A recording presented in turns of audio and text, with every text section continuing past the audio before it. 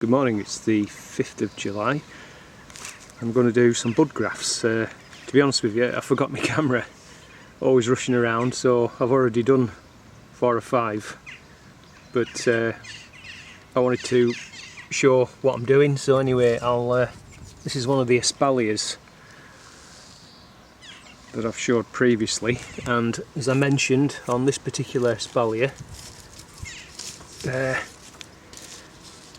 I didn't have a bud to come up this cane here. I've got one there, nicely positioned, that's going up that side. This one was used to form the leader. I've got 2 lower down, so I've got this one here which I've just snipped back a bit to allow this one to grow away more. And I've got another one down here which could be used for there. So what I'm going to do is get a bud of the same variety, which is dabinet, and I'm going to pop it in this section of bark here, so hopefully it will, if it takes, it'll send out a shoot, and hopefully we can tie it into there. And then if that's a better one, then I'll remove these at some point.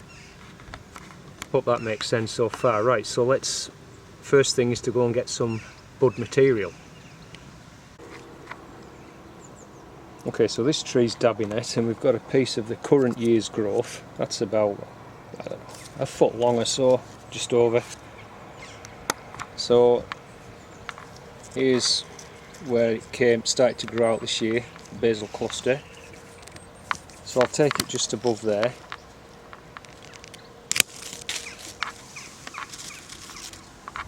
Right, put the camera down a minute, I'll come back to you in a second. Okay, so once you've got your material, the next thing you've got to do is just snip off the leaves to reduce moisture loss.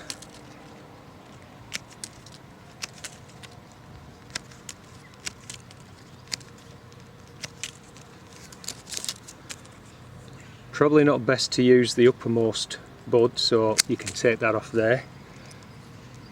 And they also, I've read that it's the very bottom bud isn't as good, or the bottom 2, so you want somewhere kind of more in the middle, but you could try it. So if you weren't going to do your bud graft straight away, then if you get a Ziploc bag and put it inside a bit of moist tissue paper, say just to keep the thing moist.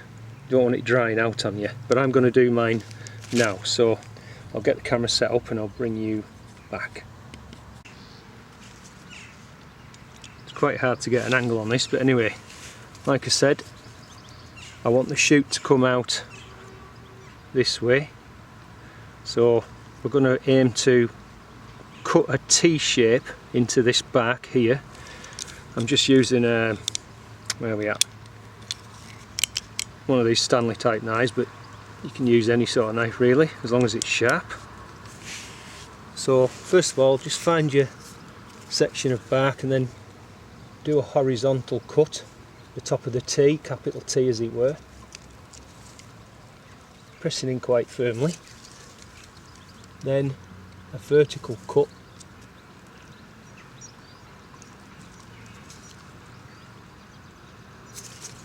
careful.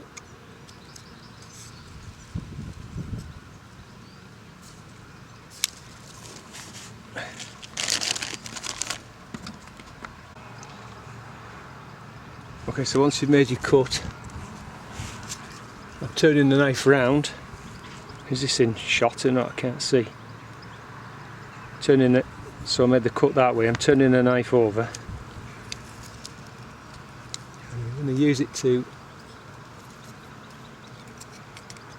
prise back the bark. Oh. Yeah? Okay, now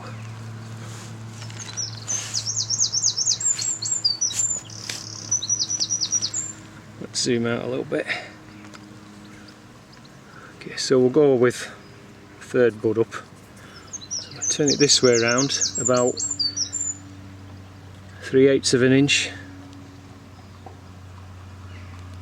going to put a downward cut there.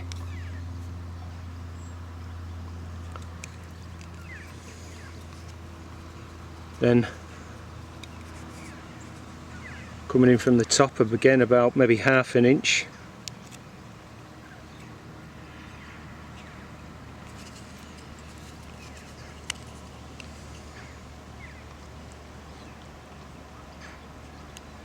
Carefully slide the knife down under the bud.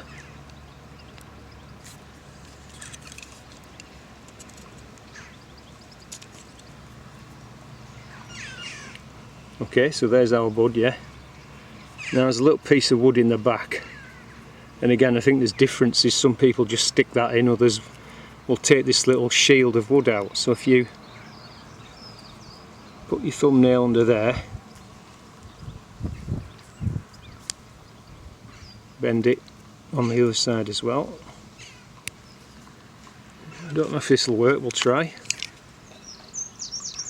Get the knife in, try flicking it out. So it looks like that. Right, so what we've got to do now is place this way, so pushing it down, okay, so downwards into that opening you've made in the bark.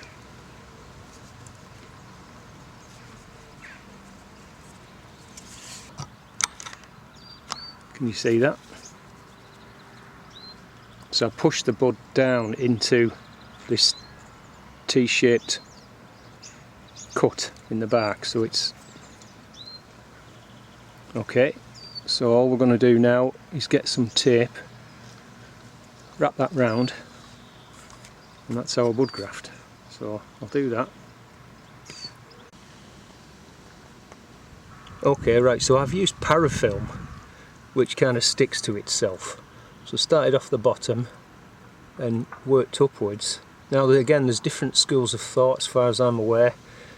What I've done here in this example is tried to leave the actual eye of the bud uncovered, if you like. So you come round and then sort of over, round and then back down, trying to leave that the eye of the bud open. There's others, again, other people I've seen and who just cover the whole thing. I'll show you some other examples that I did just earlier this morning.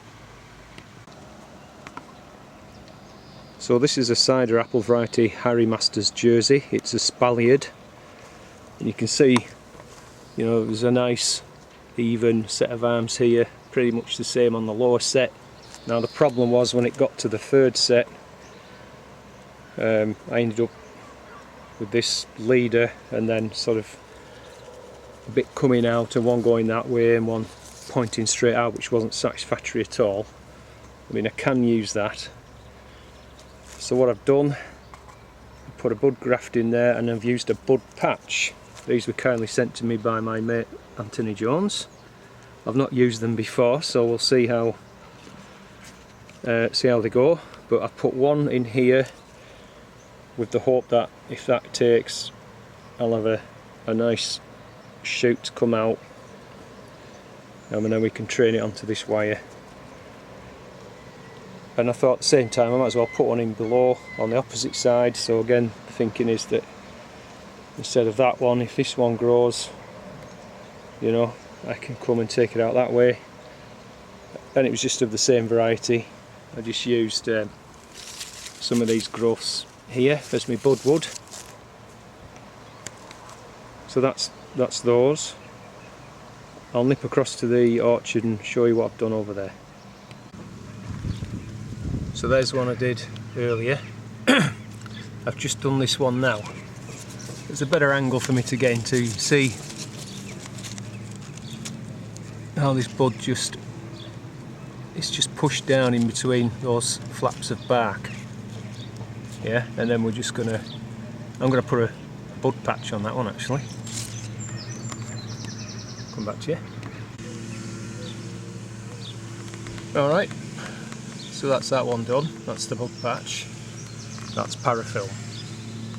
So again on this one, I've pretty much just gone over the whole bud instead of leaving the eye open, yeah, so I have to see what kind of works best really. I'll show you some successes and failures. I think that was one of the first ones I did a couple of years ago, so that must be, yeah, it's a good 2 foot tall or more now. So at the end of, in winter, I'm actually going to cut this off. Let me go around the other side, get a better shot of it. So that's going to be the new tree with the new variety, Blenheim Orange, and I'll be cutting this tree off somewhere here with a sloping cut, so that now all that huge amount of energy from this root is going to be going solely into this shoot now of the new variety. So that was the first one I did. So this is a little M9 that was put in last year. That failed, that didn't work.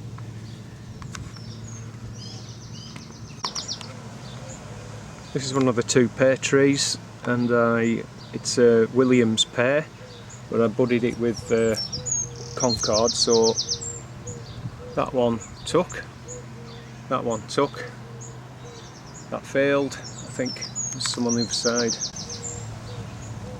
that didn't take, so that was what, 2 out of 5 or something, but at least I got 2. Finally on this one I've just popped another one in there because that saddle graft didn't work.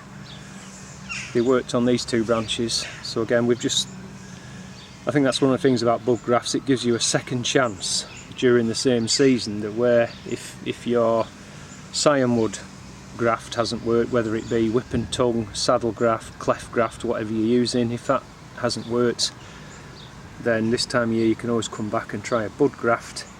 So that gives you another chance in the same season. That's pretty awesome, isn't it? Right, we'll go back over to the plot. So just quickly, here's another example of success.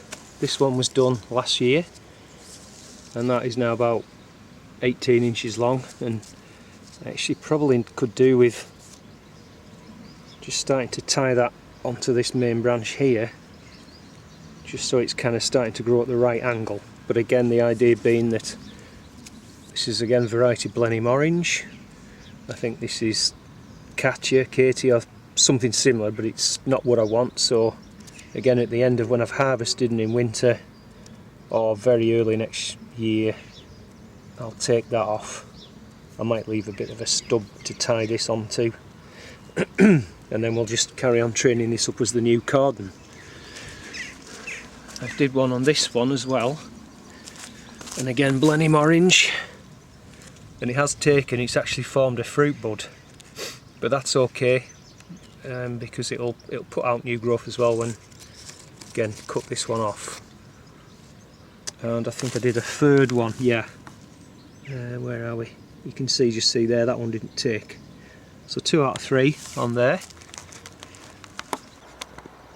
It seems like many of us are having problems this year with plague and pestilence, and I'm no exception. As you know, I've had big problems with cabbage root fly, but they'd left my peas alone until this last week or so, and then it seems they've suddenly got predilection for the tips of my munch too, and they've really given them a hammering. Fortunately, certainly this row was coming to an end, and they're still producing, but they are, you can see the colours going, but they've fairly well hammered this row as well.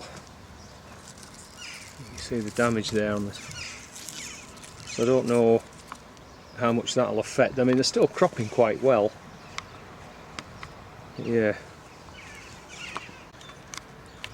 And again, just noticing, I just noticed that kale, and at first I wondered if it was caterpillar, but I'm pretty sure that's pigeon damage. They just peck through the hole in the net, and if you go down the row anything on this side. Seems they can't get into that side, but anything on this side that's near the net, they've just poked through and pecked it. But it fortunately hasn't done too much damage. But I think, you know, the lesson from that is that that's an inadequate setup, certainly for protecting against wood pigeons. What we do need to do is do more of this kind of thing. So that's the way forward. And just finally, the first head of Calabrese. I think I'm either going to take this today or certainly tomorrow. But that's great. I've really been looking forward to this. Is variety Monaco, club root resistant. So we'll leave it there for now. We'll catch you later. Thank you for watching.